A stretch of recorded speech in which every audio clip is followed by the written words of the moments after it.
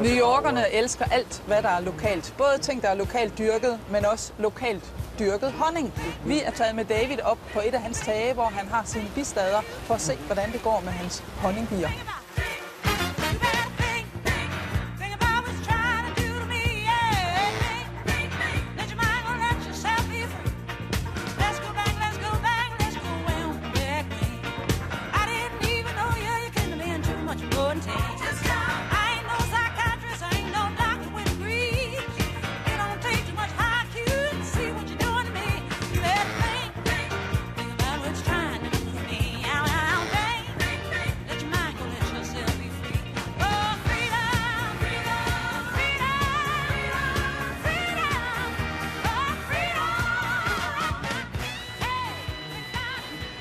This is honey right here. This is Japanese knotweed. You can tell how dark it is. Wow. It's almost the same color as maple syrup. Yeah, you're right. It has a kind of a caramel, flowery taste to it. Yeah. It's very good. And that's the honey you're selling down at the market? No, I don't have much of this because the plant has been eradicated. Yeah, unfortunately, because it's a non-native plant. Okay. So it's unfortunate because I used to produce a lot of this. Yeah. You know, 60, 70 pounds a hive anyway. Wow. But now, as you can see, there's very little of it. Yeah. Yeah. Så tror jeg, vi giver bierne fred nu, og så går vi ned i den her lille, fine have for at snakke lidt mere om de små væsener her. So you were kind of the first guy who started making hives. Yeah, I was the first one to put hives on rooftops, and I started back in '96. I did get permission to put a hive on East 16th Street. It was actually the Green Market's office building. Yeah, nice. So that opened up many doors for me. Yeah. We got into the New York Times Magazine section, and people then became interested. Gee, I'd like to have a hive on my rooftop. So they kind of called you and said, do you want to make... Yeah, some did, but then I also brought a package of honeybees to the market, live honeybees, and put a little sign on it that would read, "We're very gentle. We like to share our New York City honey. Do you have a rooftop?" Yeah. And before you know it, I had people calling me, people stopping by the market. Yeah, I have a rooftop. I'd love to put a hive on my roof. What does it entail? So I said, well, I need to have a key for access. Yeah. Make sure it's okay with the neighbors. Yeah. No hives on fire escapes. No. And no wild parties. And meet those basic rules, then it would just go. You know, we'd put a hive up there and they would teach their children about agriculture. Yeah. Right here in the city. And how many buildings do you have your hives Well, in? I have 12 locations right now. I would thought that the honey from rooftop bees in a city this big would be polluted. I mean, is that not a problem? No, I was on Science News about 12, 13 years ago, and a scientist made the statement that the honeybees that gather nectar from flowers here in New York, the nectar is down deep in the flower, and they're not on the plant long enough to absorb things such as lead. So it's somewhat protected. And the good thing about New York City, there's no pesticide spraying. No, of course not. Yeah, no. so I'd be more... it's almost organic. Yeah. I would be a little bit more concerned about keeping hives near a commercial orchard in the countryside. Yeah, on the countryside, because of the spraying. Yeah. So here in New York City, there's no spraying whatsoever, as far as I know. No. And so it makes for a very pure, good-tasting honey. I've never had a bad-tasting honey from New York. That's nice. Yeah. And why is bees so important for us? We wouldn't be enjoying a lot of the fruits and vegetables that we consume today. Peaches, pumpkins, apples, you know. So we but right now you're experiencing a lot of problems with the bees. Yeah, I am. It's a sad thing. It's colony collapse disorder, and it's been one of my worst years this year. Very low production of honey. Bees just absconding, leaving hives. Yeah. You know, you'd open up a hive and there'd be nobody home. They're just gone. Yeah. No dead bees on the outside of the hive. And that's what's going on here a little bit in New York City and even in the countryside. And you don't really know why? Well, I think it's interference from the electromagnetic waves from all these wireless devices. The honeybee relies on the electromagnetic waves from the Earth's surface to navigate. As we put up more and more towers, we're basically wiping out their roadmap. Mm-hmm. They're not bringing in enough nectar. The queen stops laying eggs. They become susceptible to parasitic mites. Yeah. They can't stand it in there any longer, and they abscond. they leave. Yeah. There could be depletion of ozone layer, which could cause bees to go blind. I mean, we're always told to wear sunglasses.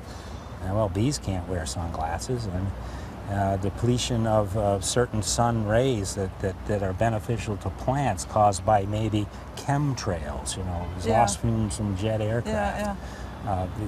Global warming, loss of habitat. All these things. Even the air we breathe now is contaminated. Yeah. And it's very shocking. And we've got to do something really sad. about it. Yeah. We really have less talk, more doing. Yeah. You know? Okay, David, where can we buy all this beautiful honey from you? Well, we do make honey, or the bees make honey. Yeah, we also make jams and jellies too, Yeah. and maple syrup. I've been a maple syrup producer for a long time. But we sell all our products at Green Market. Thanks a lot. Okay. Yeah.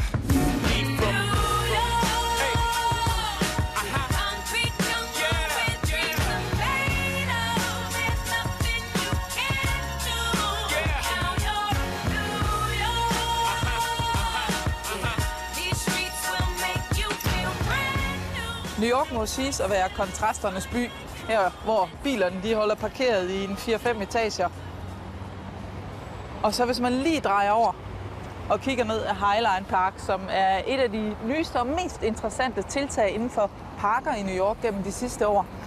Det er et fuldstændig fantastisk sted, og jeg vil ønske, at jeg kunne have vist jer det i solskin. Sådan en lørdag eller en søndag, når der er ekstremt meget liv herovre, og der bliver lavet kaffe og skrabet friske is af store isblokke og tilsat sjov smag, og børnene de leger der, hvor der pibler vand op af jorden. Det er den gamle Highline, og det vil jo sige, at her har der kørt toge med meget, meget tung godstrafik. Den startede nede på jorden, og så blev det hævet op på de her baner. Og nu er det så efter nogle år, hvor det ikke har været blevet brugt, lavet om til en park. Og det er sådan et privat tiltag af en hel masse mennesker, der er samlet for at lave det her projekt. Og det er super fedt, og der er så meget liv, og hvis I kommer over, så skal I bare simpelthen gå en søndagstur, og det er smukt.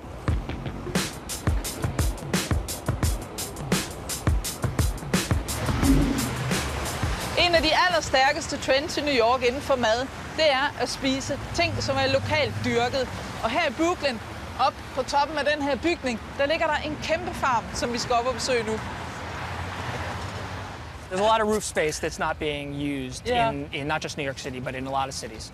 And we thought that it'd be a good idea to not just have, flowers and grass on a roof, but actually have a roof that also grows vegetables. Because there's a big disconnect between people who live in cities and where their food comes from, especially in the United States. Yeah. In the United States, we all grow up in cities and think the food comes from the supermarket. Yeah. And that's where it comes from. That's a shame. You know, we have to, Yeah. And places like this give the opportunity for city people, New York or any big city, to actually come and experience where food is grown. Okay. And you might notice right here, Yeah. this is a system that is on the roof.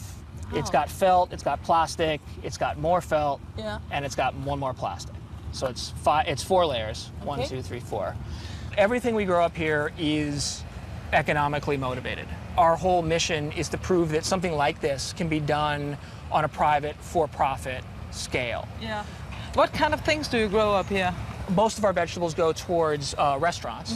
We wanted to find out what they want. So there are a lot of greens, a lot of specialty greens. Yeah. Dandelion greens, that type of thing, the salad type of things. Okay.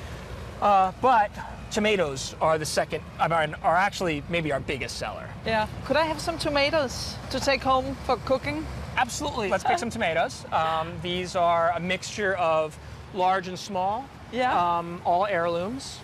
And really just pick the ones that look kind of red. Like in nature, you wouldn't find just one row No. of one plant. No, it's not natural. So we like to mix things up. We will plant cover crops, like for instance, these are broccolis, young broccolis, Okay. which they like colder weather. So these tomatoes will die in the next few weeks. They'll get too cold, but the broccolis will come ready like end of November. Wow, that late? Yeah. Yeah. Every inch is money for us up here, every square inch. So anything we can grow anytime, Yeah. we're constantly using every bit of space we've got. Okay.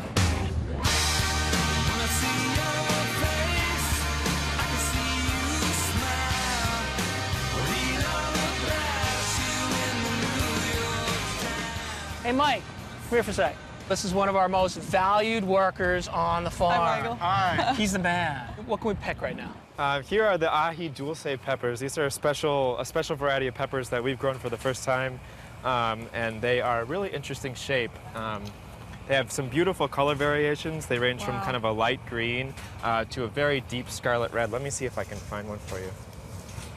The great thing about these peppers is that they have a really amazing flavor. We would classify them as a hot pepper, but they have a really great sweetness. Go ahead and just take a bite out of the side. Beautiful shape. It's a really an amazing shape. They're really great to look at, and such a great, beautiful acid to them. Yeah. So No, these have they're been not too hot. No, yeah, these have they're been a big hit here. Yeah. There are these like kind of long green ones here, Okay. Great. and they have a great kind of mild spice to them. Yeah. Now, many people are familiar with okra fruits from, gumbos or fried okra. Yeah. But I've never seen someone come up to the farm and know exactly what the plant looks like. No, I never seen the plant. Yeah, whenever somebody comes up and asks what these are, I love to tell them it's okra. So this familiar fruit here comes from a very attractive plant with a flower that is reminiscent almost of a hibiscus. But as you can see, they have a gorgeous kind of yellow petal, and on the inside is very reminiscent of a hibiscus flower. See, with this deep red inside? Yeah. They're gorgeous, very beautiful plants. And they're very difficult to harvest, though, because the fruit looks just like the stem and just like the leaves. So very often we'll have to do multiple passes of the okra to make sure we've got all of it. In fact, you might see we have some large ones hanging around the bottom, and they get very, very big, the fruits. Okay. Cool. And we're coming here to our lemon sorrel, which is a perennial that we've all started to kind of move to this side of the garden. Does Take a little taste of it. Like lemon, or? Yeah, it's got a nice sweet sour to it. It's a very interesting, almost like an apple flavor as well. So this grows really well. We can chop this down, harvest all the way down to the base stems, and this will come back within a week, and we can harvest it again. So it's a really wonderful plant for production. Yeah. And it tastes good. Yeah, it does. Yeah. Oh. Come on, Cecil, take $1. Come on, Cecil, take a 10. But I finally get up into a whole bunch of big ones, and you're acting like I'm damn champion. Yep, there's an egg. It's only one. We usually harvest them, we usually get them in the morning. Okay. No, you can't come out. Joe. Joe. Joe.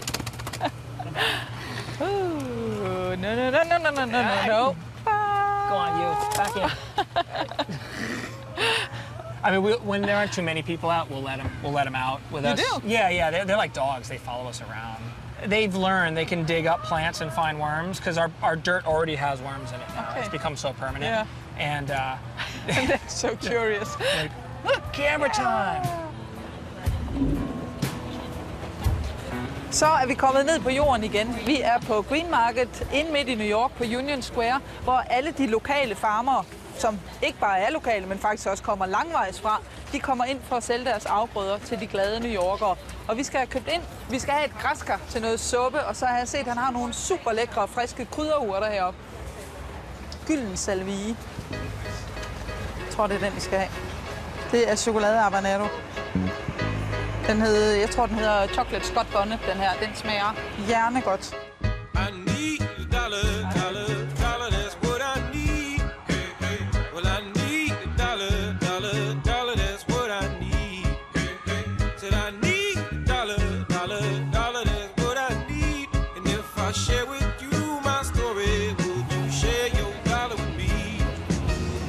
Ja, på en eller anden sted, så er det lidt sjovt, det der med, at vi som by